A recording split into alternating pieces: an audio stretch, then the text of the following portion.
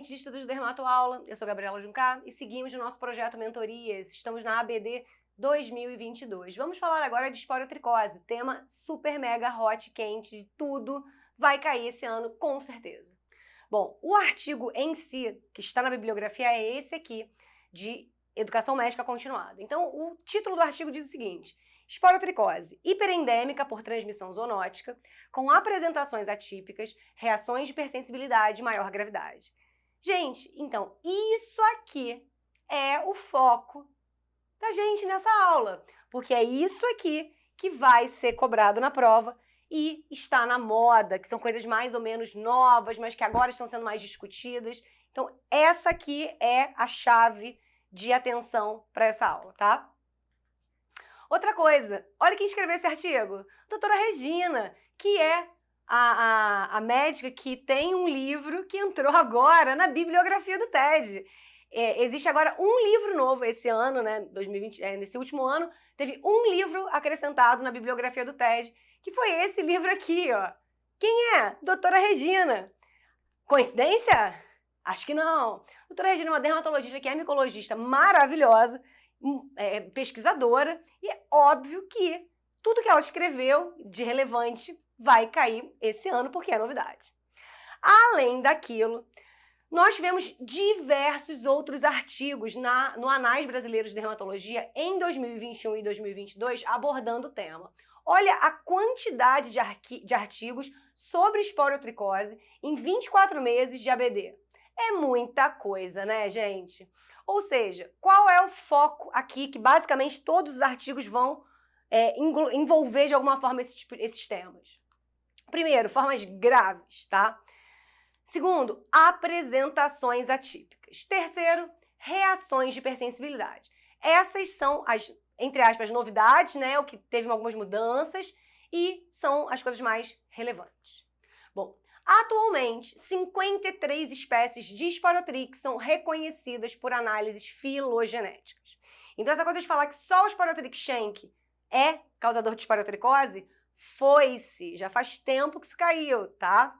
No Brasil, super mega raio para vocês, quais são as espécies mais prevalentes?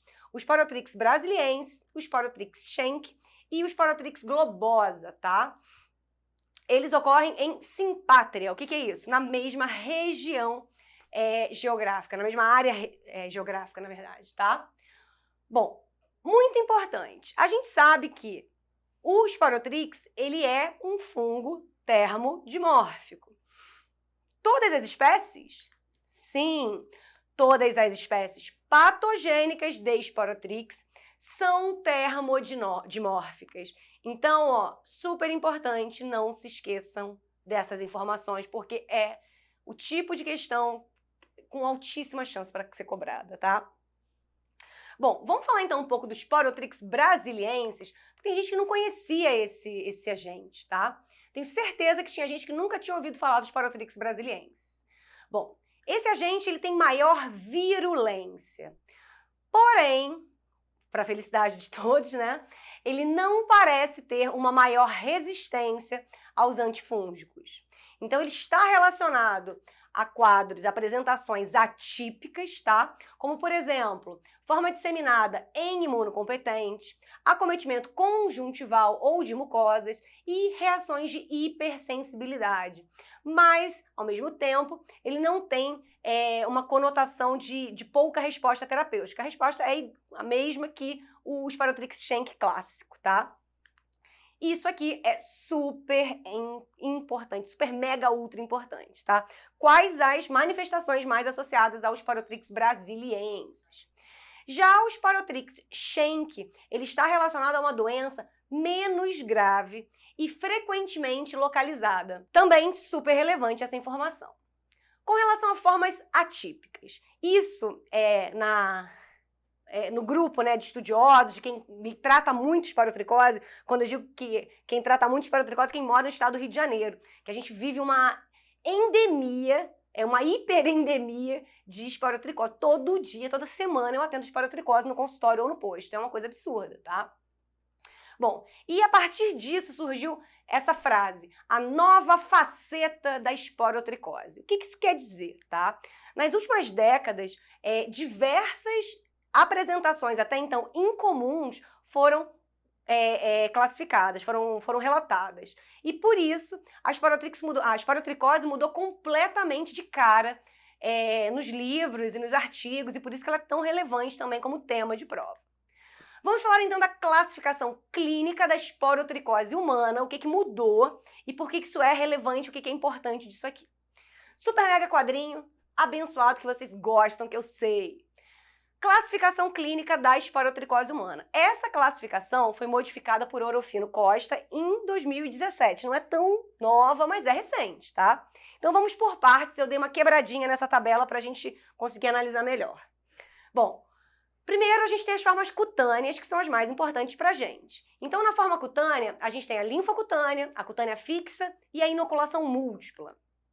A forma linfocutânea, sem dúvida, é a forma clínica mais comum, correspondendo de 46% a 92% dos casos. A cutânea fixa, que antigamente a gente chamava de verrucosa, tá? Ela é a segunda forma clínica em frequência e corresponde a 25% dos casos. E aí vem agora essa nova classificação, né? Essa nova...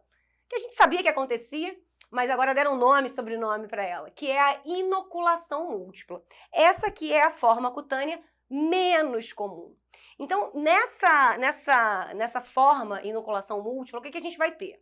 Vamos ter múltiplas lesões cutâneas polimórficas, mas em sítios não contíguos. E o mais importante, atentem que eu estou na forma cutânea, então por mais que você tenha inoculação múltipla, não há envolvimento sistêmico. Isso ainda é uma forma cutânea, tá? E apesar de ser uma forma que, obviamente, como o nome diz, é inoculação múltipla, ela vai acontecer em imunocompetentes. Qual é o problema? O problema não é o hospedeiro, o doente. O problema é o gato. Está relacionado a doença, tipo a gatinhos muito doentes, que tem uma carga parasitária absurda, tá? E vão fazer o quê? Vão machucar muito o seu dono. Então, são pacientes que tiveram múltiplos traumas e arranhaduras e até mesmo mordeduras pelos gatos. Gente, tem artigo falando até de espirro do gato dando esporotricose. É sério, não é piada. Vamos então para a forma mucosa. Na forma mucosa, o que é mais comum? A forma ocular. A mucosa ocular é a mucosa mais comumente envolvida. Obviamente, por quê? Pela maior exposição, é o que está em contato direto com o ambiente, tá? E essa forma ocular é muito relatada em crianças. Tudo que eu tô falando aqui, eu já deixei lá o alvo, porque tudo isso, sem exceção, tem que estar medular em vocês, porque é fortíssimo candidato para ser cobrado em prova, tá? Vamos para algumas observações aqui. Como é que eu sei que isso aqui vai ser tema de prova, gente? Olha só, dentro daquele... Isso é citado, tudo que eu falei para vocês até agora, dessa questão do ocular, das crianças que são mais acometidas, está no artigo da educação médica continuada que está na bibliografia, mas, além disso, está em um daqueles artigos especificamente também dos últimos 2 anos. E esse artigo aqui mostra o seguinte: envolvimento ocular na esporotricose, relatos de 2 casos em crianças. Pau! Então, mic drop, né? Como é que é? Matou o tigre e me mostrou, né? Não, esquece, produção, não bota esse nome de tigre que eu já esqueci o ditado. Podem rir também, se quiserem deixar para os alunos rirem, pode deixar também. Vamos lá, então nessa imagem aqui de baixo, o que eu tenho? Eu tenho a forma linfocutânea, tá? Então o que você está vendo aqui embaixo? Exatamente a forma linfocutânea. Eu tenho a úlcera de inoculação e aqui a cadeia linfonodal. Ó, o cordão de linfonodo obsedado aqui. Então é a forma linfocutânea. E você tem um envolvimento ocular por infecção devido a espirro do gato. Sim, os gatos, eles são altamente suscetíveis ao esporotrix, eles ficam muito doentes, tem uma carga parasitária brutal. Então, às vezes, a criança ou a pessoa em si, adulto mesmo, não precisa ter sido mordido, arranhado. Às vezes, só de mexer no gato, espirrou no olho, já pode ter, tá bom? Então, provavelmente uma inoculação múltipla, uma inoculação ocular e também ainda uma inoculação por arranhadura aqui na boca, tá bom? Essa outra aqui é especial, deixa eu aparecer aqui que já mostrei essa de baixo. O que a gente tem aqui no cantinho do olho? Uma lesão meio esponjosa. Então, você tem uma lesão granulomatosa na conjuntiva, que se você tivesse só isso, ia ser bem difícil de dar o diagnóstico, tá? Além disso, o que você consegue, o que te auxilia no diagnóstico? O cordão linfangítico. Então, você teve um granuloma de inoculação na conjuntiva, tá? Mas a criança fez um cordão linfangítico por drenagem pré-auricular. Então, isso você consegue pensar em esporotricose num contexto hiperendêmico, né? E também tem um nome especial, que a gente não falava muito disso quando falava de esporotricose. O nome disso aqui é síndrome óculo-glandular de Parinot.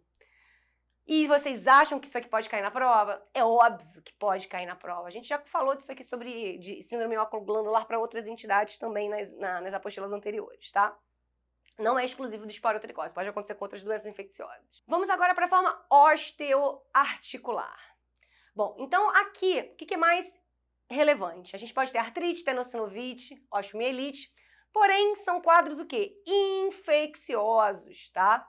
E o que isso quer dizer, Gabriela? Você tem inoculação direta na articulação ou por contiguidade da lesão cutânea. Então não é artrite reativa. Isso aqui é artrite infecciosa fúngica, tá bom? Ou seja, você vai puncionar ali e vai crescer bicho na cultura. Não vai no direto porque não é diferente a abordagem, né? A gente sabe que... Depois a gente vai ver a parte do diagnóstico. Mas quando eu falo que é uma forma de esporotricose osteoarticular, eu estou dizendo que é uma causa infecciosa, que tem bicho ali no líquido sinovial. Não é artrite reativa. A artrite reativa pode acontecer com uma forma de hipersensibilidade que a gente vai ver depois. Então, cuidado para não confundir isso, tá? É considerado forma osteoarticular quando até 2 focos de artrite ocorrerem, tá? Mais de 2 focos, aí você já vai para uma forma sistêmica, tá? Na forma sistêmica, o que você tem? Você pode ter acometimento cutâneo mucoso, você pode ter acometimento osteoarticular, você pode ter comprometimento pulmonar, manifestação neurológica e ainda quadros com manifestações aleatórias diversas e até mesmo quadro de sepsis, tá? O que é relevante aqui? As lesões cutâneas, elas podem ou não estar presentes. Não é obrigatório que você tenha manifestação cutânea na forma sistêmica, tá? Então tem que ter atenção também, que isso é uma excelente pegadinha de prova. Bom, com relação à porta de entrada, da onde vem o fungo em um paciente que tem esporotricose sistêmica? A disseminação pode ser hematogênica, tá? Que é quando, a partir de uma lesão cutânea ou osteoarticular, você tem o fungo ganhando a circulação sanguínea e disseminando pelo corpo, tá? Porém, já foi aventada a possibilidade de uma infecção pulmonar, que seria ocasional, tá? E uma posterior disseminação hematogênica. Então, sim, isso já consta na literatura como possível, tá? Existem fatores de risco? Não existem fatores de risco específicos para esporotricose sistêmica.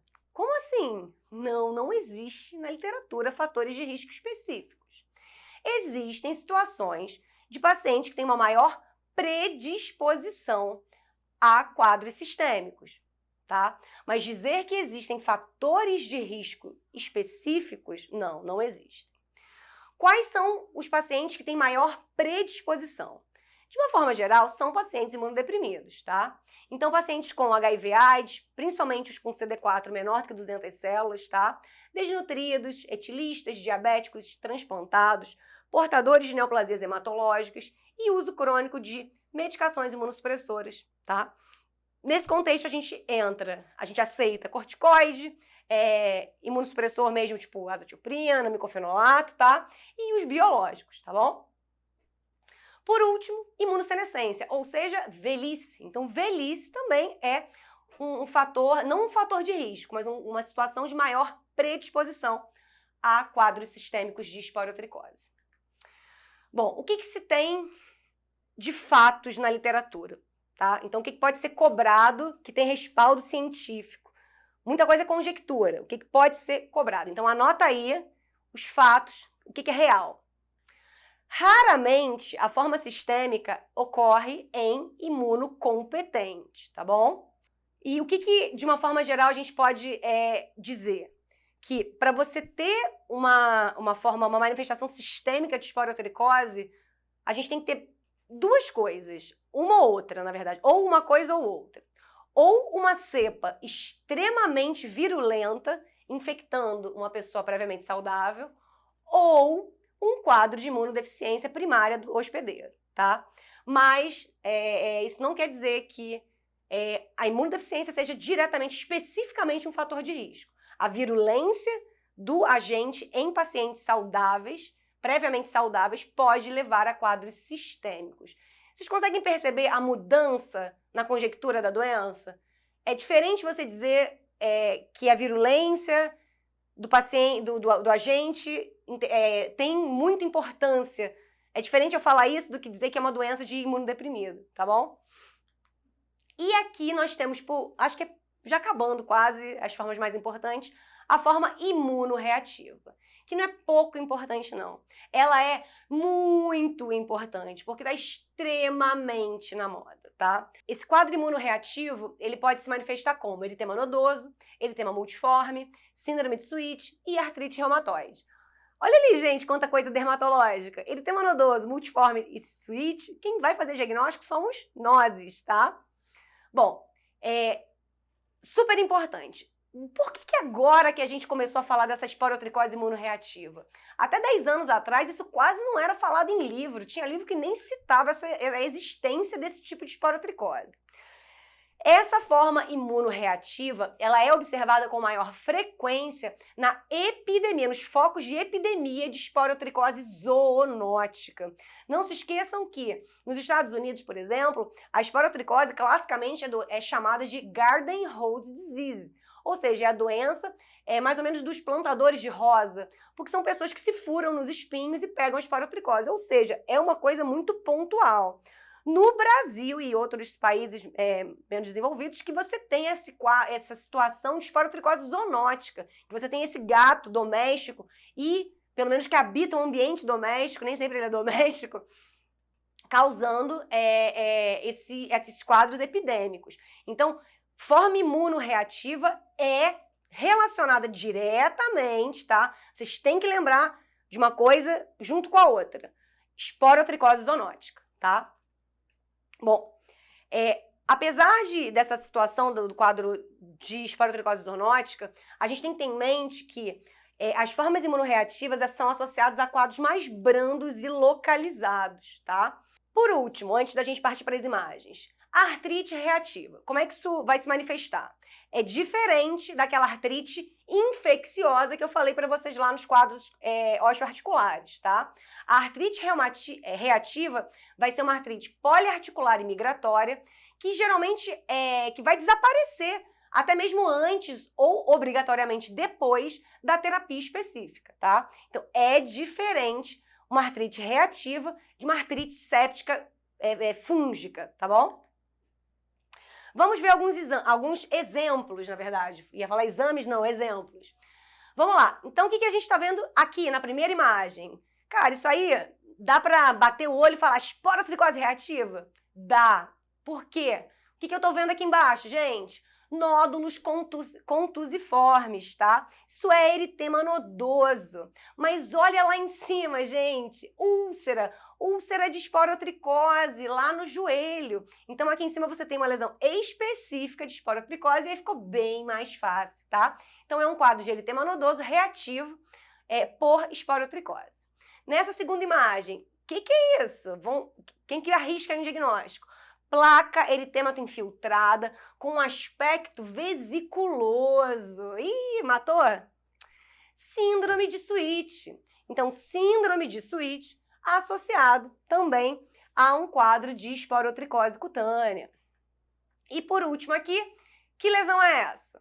Essa aí não tá tão bonitinha, tão de livro assim. Mas o que eu quero mostrar pra vocês é mais ou menos assim, olha, vê se vocês conseguem captar aqui os alvos, tá? O halo, né, concêntrico. Tirei aqui a marcação. Dá pra ver um esboçozinho, né? Isso aqui é um quadro de eritema multiforme, tá? Também associado à esporotricose. Bom, para complicar um pouquinho, que tá muito gostosa essa aula, tá muito dinâmica, uma coisa muito real, que faz parte da realidade clínica de muitos colegas, tá? Da minha e de muita gente, e vai fazer parte da de vocês, se vocês morarem no estado do Rio de Janeiro. Mesmo assim, se não forem morar no Rio, vai fazer parte da prova de vocês, então podem estudar com atenção, tá? Para complicar um pouquinho, tem esse negócio aqui de formas mistas. Então, nessa classificação, muitos quadros estranhos não sabiam muito bem onde ser colocados, né? E aí eles botaram assim, formas mistas localizadas. Quem são elas? Então você tem o quê? A forma cutânea com a forma mucosa, uma forma cutânea com a forma osteoarticular e a forma cutânea com manifestações de imunorreativa. Então, é uma forma mista localizada. Não confunda isso com acometimento sistêmico, tá? É outra categoria, é outro tipo, outra caixinha, tá? Então, não confundir o comprometimento misto da pele mucosa do sistema osteoarticular com esporotricose sistêmica, que é uma disseminação hematogênica, tá? Ah, como é que eu vou saber isso? Gente, é definição, classificação. Se houver questionamento, a questão pode ser anulada, pode ser entrar com recurso. Isso tem que estar muito bem dito na questão. Então é só vocês saberem o conceito, tá? Vamos lá. Passando um pouquinho. Essa aqui é a parte do sempre cai. O que é isso? É o diagnóstico da esporotricose. O esporotrix, ele não é frequentemente identificado, na verdade ele é dificilmente identificado no exame micológico direto. Então a gente usa muito a cultura fúngica. E vou ressaltar mais uma vez, porque para quem não está ainda medular com essa informação, fique agora. E se errar, não me conta, tá? O esporotrix, ele é um fungo dimórfico, na verdade, termodimórfico, tá? Então tá aqui, ó, dismorfismo térmico. O que eu mostrei, o que eu queria sinalizar para vocês nessas setas? A temperatura a qual foram submetidas essas culturas fúngicas, tá bom? Então tem ali, ó, eu tô tão cegueta, gente, eu não tô conseguindo enxergar. É 25, 25, 37, tá? Porque, na verdade, ele fala temperatura ambiente, tá? Mas então tá ali escrito 25, 25, 37, 37. Então isso aqui representa o dismorfismo térmico do esporotrix. Qualquer cepa do esporotrix é dimórfica? Não, só as cepas, não são todas, porém todas as cepas patogênicas são dimórficas, tá? Isso aqui é, sem dúvida, foco, merece um alvo, mas merece uma etiqueta extra, que é a etiqueta sempre cai na prova. Cultura de esporotrix é freguês, tá? Entretanto, não cai há 1 ou 2 anos. E com esse monte de artigo esse ano, certeza que vai cair uma questão, provavelmente na prova prática de uma imagem dessas, tá?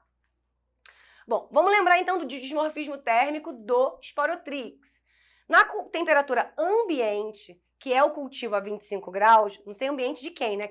Lá no Rio de Janeiro, onde eu moro, 25 graus é no ar-condicionado, só e olha lá. Mas a temperatura ambiente, que é dita a 25 graus, o esporotrix vai crescer na forma filamentosa, também dita miceliana. Então você tem uma colônia branca com um halo preto. Isso vai progredindo com os dias e essa colônia torna-se completamente escura, tá? O reverso tem também uma culturazinha com uma borda de coloração escura, tá bom? Então essa aqui é a imagem, exatamente isso. Então percebam, é uma cultura que começa o quê? Filamentosa, esbranquiçada, com um halo preto, e aí esse escuro vai pegando a cultura toda. Então tá aqui, ó, crescimento a 25 graus, tá bom? E é por isso que a gente chama o esporotrix de fungo corintiano, para vocês não esquecerem aí do preto e branco, tá? Na cultura a 37 graus, que é temperatura ambiente para mim, por isso que a gente tem que tomar cuidado com essas definições, tá? Ela vai crescer na forma leveduriforme, ou seja, é uma colônia branca pastosa que não te fala nada, que é exatamente essa cultura aqui desse lado, tá? Então isso aqui é igual um monte de outras culturas que a gente vai ver, que a gente já viu na apostila 5. Com relação ao microcultivo, que é quando a gente pega aquela gominha, aquela pastinha, aquele grumo que cresceu na cultura, a colônia em si, e faz uma lâmina e olha no microscópio. O microcultivo é também diferente na temperatura ambiente ou a 37 graus, tá bom? Então, na temperatura ambiente, você vai ter o quê? Essa lindíssima imagem aqui, que é uma imagem de prova clássica, tá?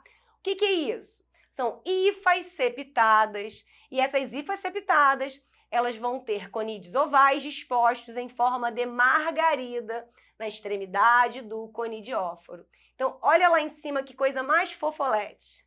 Tá aqui, margaridinha.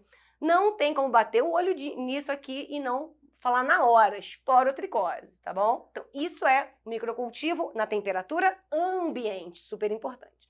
Olha aqui as florzinhas. Esse microcultivo é fofo. Já no histopatológico, e o microcultivo lá a 37 graus não é tão importante. Então, o mais importante é esse da margaridinha, que é geralmente cobrado em prova. No histopatológico, é difícil, mas é muito, muito difícil mesmo a gente conseguir achar Sporotrix na lâmina de biópsia comum da pele. A gente geralmente tem uma reação granulomatosa com alguns, e aí você pode botar que é sugestivo, geralmente o laudo vem assim. Mas, pontualmente, você pode achar fungo na lâmina da biópsia de pele comum. E quando você achar, você vai ter essa manifestação aqui, essa imagem, que são células leveduriformes semelhantes a charutos. Exatamente esse quadro aqui. Então, é isso aqui. Cuidado para não achar que a margarida vai ser vista aqui, tá? Cuidado para não confundir isso, gente.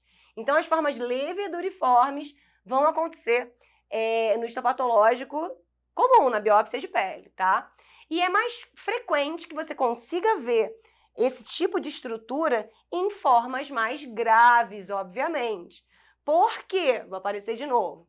Porque são formas que o paciente tem uma carga fúngica muito mais alta. Então, a chance de você achar agente infeccioso na biópsia de pele é maior.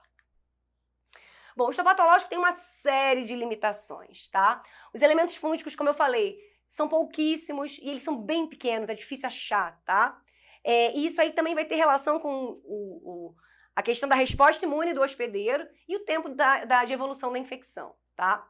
Podemos lançar mão de algumas colorações especiais como PAS e Gurocô para tentar ajudar, tá?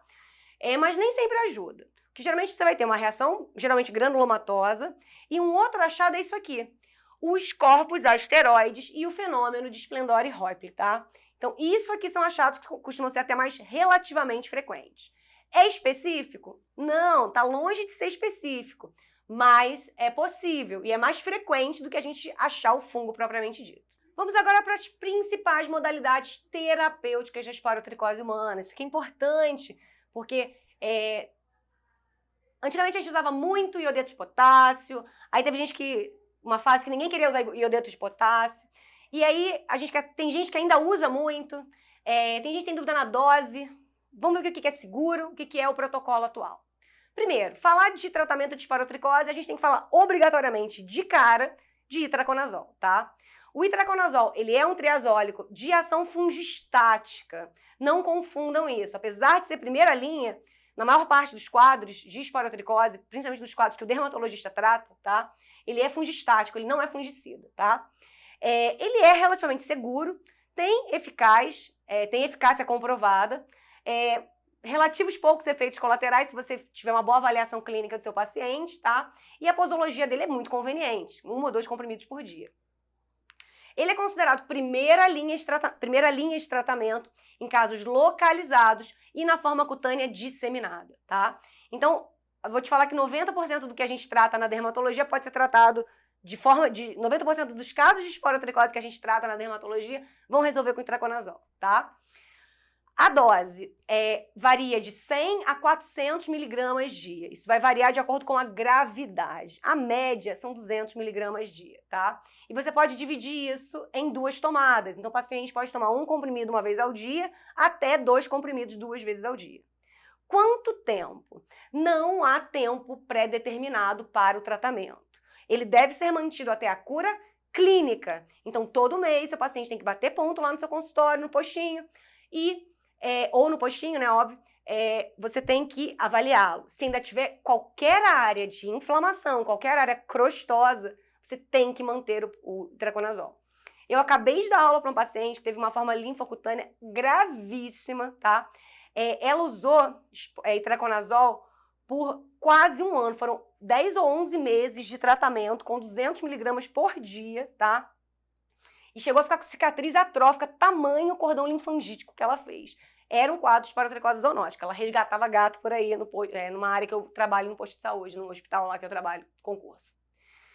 Bom, a média são de 3 a 6 meses de tratamento. Eu digo para vocês que menos de 3 meses é muito difícil e é até muito ousado você suspender o tratamento. Como eu falei para vocês, o tratamento pode chegar até um ano em casos osteoarticulares em formas disseminadas, tá? Mas em formas também cutâneas localizadas, isso já está sendo uma realidade, tá? Bom, a dose de 100 miligramas dia é eficaz na maioria dos quadros leves, inclusive nas formas atípicas. Então, não precisa pesar a mão. Se você quiser fazer só 100 miligramas por dia, você não está errado, tá? E eu vou te falar também, falar para vocês pessoalmente a minha conduta para pacientes que têm quadros mais localizados e brandos, a minha opção é de 100 miligramas dia, tá bom? Essa paciente, pontualmente, eu fiz 200 miligramas dia porque era um quadro muito extenso e muito exuberante. Bom, doses mais elevadas. O que acontece? Você vai optar para doses mais pesadas, mais altas, em pacientes que não estiverem evoluindo bem antes de suspender ou mudar, tá? E também pode optar para quadros de recaída. Qual que é o problema? Aumentar a dose é igual a aumentar os efeitos adversos. Então, cuidado na hora de pesar a mão. Com relação aos efeitos colaterais, rapidamente. O que é mais comum? Cefaleia e distúrbio gastrointestinal. Mas também podemos ter hipercolesterolemia, hipertrigliceridemia, alteração na função hepática e edema periférico. Também temos que lembrar que o itraconazol é um grande problema porque ele interage com muitos remédios, tá? Bom, podemos fazer na forma de administração contínua ou intermitente, tá bom? Então isso é uma super novidade e acho uma chance enorme de ser cobrado muito em breve, tá? Se não agora, no próximo ano. Bom, como é que a gente faz a forma contínua? O abençoado vai lá e toma 1 ou 2 comprimidos todo dia, o mês inteiro, de forma contínua, obviamente. E na forma intermitente? É igual o pulso de itraconazol que a gente faz para onicomicose. São 2 comprimidos 2 vezes ao dia, ou seja, 400 miligramas por dia, durante 7 dias. E aí o paciente para 3 semanas sem usar nada, tá? E aí ele repete mais um pulso. Então você pode fazer isso? Pode. Você só não deve, tá? Mas pode, você tem respaldo científico e literário para isso, já está comprovado que é eficaz, tá? Entretanto, por que você não deve fazer isso? Porque a terapia contínua, ela mostrou uma maior taxa de cura após 48 semanas. Então, até mesmo, eu acho um percentual bem diferente, mas estatisticamente esses percentuais não foram significativos. Então, por isso que vale o que está na conta matemática lá no final das contas, né? Então, na literatura hoje, o que consta é que a terapia contínua e o pulso de itraconazol têm a mesma taxa de cura. Mas, na prática, não é assim não, tá? Então, a terapia contínua mostrou uma taxa de cura de 95,8% e o pulso de itraconazol mostrou uma taxa de 81,8% de cura, tá? Mas e aí, Gabriela, quantos meses eu faço do pulso? É a mesma coisa, você vai ter que ver seu paciente todo mês para ver se você vai fazer mais um pulso ou não, ou se vai suspender e vai dar alta, tá? Um outro aspecto é que terapia intermitente é muito novo, esse artigo. Já está citado isso nesse artigo de revisão do ANAS, mas ainda não faz parte dos consensos. Bom, falar de itraconazol é falar de interação medicamentosa, que é o grande problema, tá? Por quê? Porque o metabolismo do itraconazol ele é dependente do sistema do citocromo P450. E, por isso, vários remédios vão interagir com o itraconazol. Merecem destaque a fenitoína, a simvastatina e os agentes hipoglicemiantes orais. E também merece destaque o anticoncepcional oral, porque o itraconazol ele diminui o nível sérico do anticoncepcional oral. Então, para aquelas mulheres jovens, tem que avisar. Senão, no final do seu tratamento de itraconazol, você vai ganhar um sobrinho junto, vai ter que batizar a criança, né? Não pode ser assim, gente. Então, avisem as pacientes mulheres que o anticoncepcional falha, porque senão vai ter um monte de mulher grávida no final do tratamento, tá? Com relação a contraindicações, você não pode usar itraconazol em pacientes com hepatite, dislipidemia grave, insuficiência cardíaca, tá? Classe funcional 3, 4, principalmente, porque ele tem um efeito inotrópico negativo no músculo cardíaco, e em gestantes. Em gestantes, você tem que ter muito cuidado. O itraconazol é considerado teratogênico e embriotóxico, tá? Ou seja, a categoria de risco é C, não pode, tá? Não chega a ser uma categoria X, mas, por favor, tem outras opções, não vai ter que forçar itraconazol na paciente, né? Nas criancinhas, não é a primeira escolha para crianças. Você pode usar itraconazol para criança? Pode, mas não é a primeira escolha segundo os protocolos, tá? Então, você tem outras opções terapêuticas eficazes, tá? Mas na medicina das ruas, né, que é o uso off-label, quando a gente fala off-label, isso quer dizer medicina das ruas, tá, gente? Que vai para o artigo quando dá certo. Então, no uso off-label, o uso de... a opção por itraconazol é justificada em casos moderados e graves. E a dose recomendada é de 5 mg por quilo dia. Pode botar um super raio, alvo, que eu não sei por que eu não botei aqui. Eu estou com um paciente muito grave, com esporotricose facial, é um menino com menos de 10... ele é pequeno, acho que ele tem menos de 10 anos, é um baixotinho assim.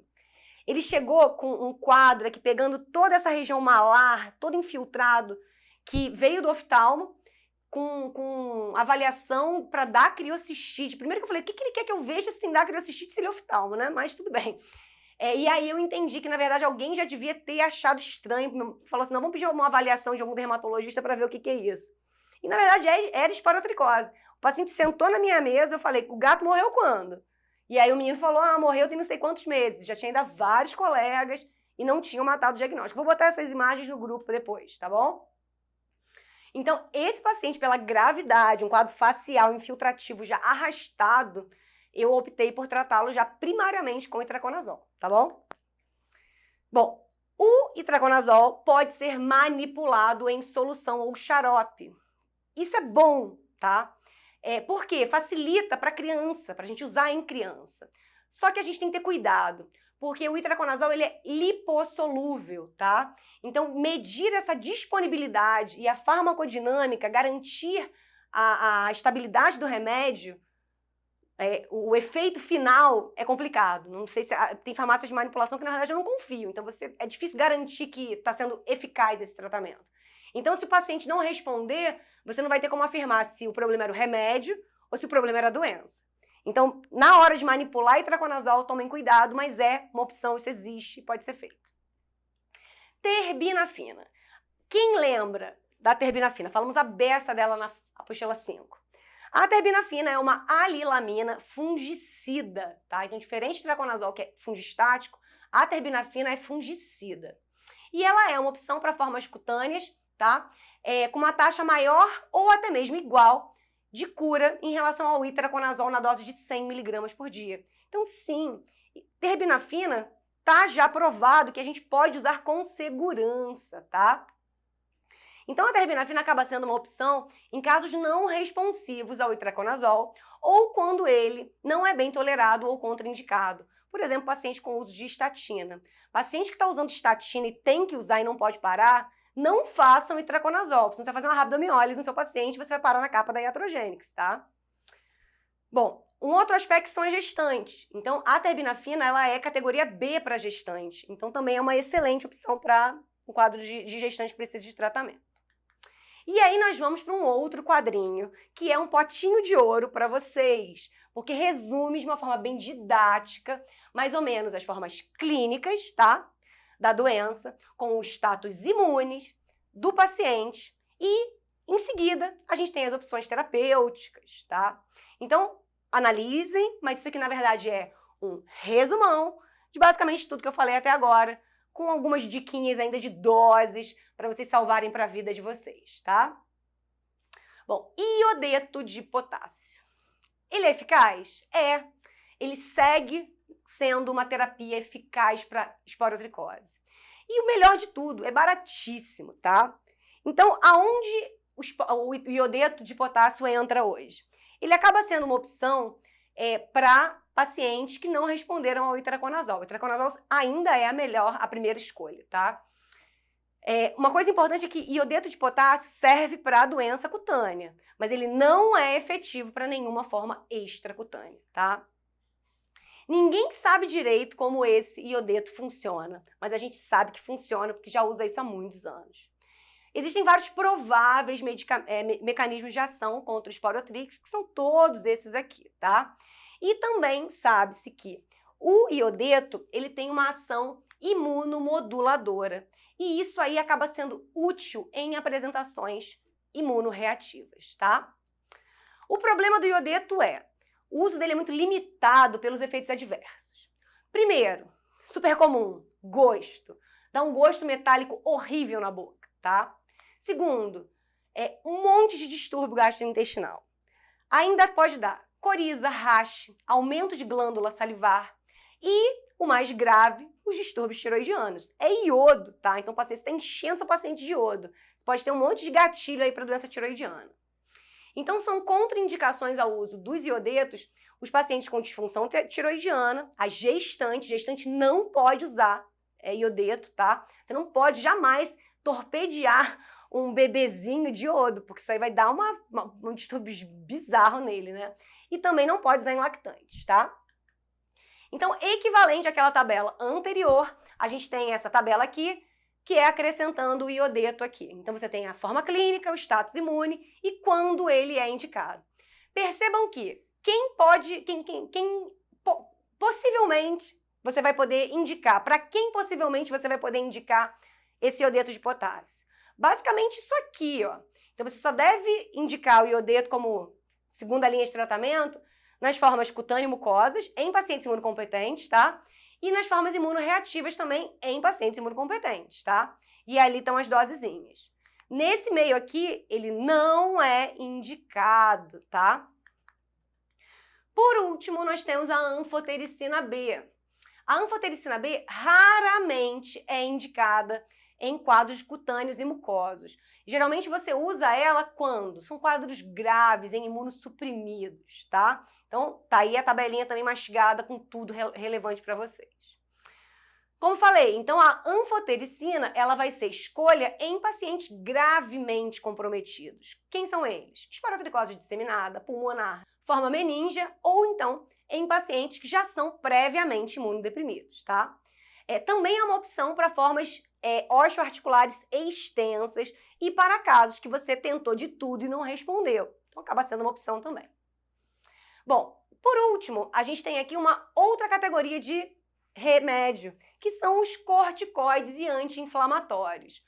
Ué, vou tratar fungo com corticoide? Sim! Quando? Aqui, gente. Pacientes imunocompetentes, pontualmente, você pode usar o corticoide ou anti-inflamatório como um tratamento adjuvante. Você não vai deixar de fazer um antifúngico, tá? Mas ele é um tratamento adjuvante nas formas, o quê? Imunorreativas. Então, naquele seu paciente que fez uma síndrome de Switch por esporotrix, você vai fazer o quê? Itraconazol. E além disso, para acelerar melhor a clínica desse paciente, pelo menos o quadro reativo cutâneo, faz corticoide junto, tá bom? Então era isso que eu tinha para trazer para vocês sobre esporotricose, novidades e o que tem de mais quente aí para cair na prova. E pode me ligar e me contar depois, que eu tenho certeza que vai cair na prova de vocês. Até daqui a pouquinho.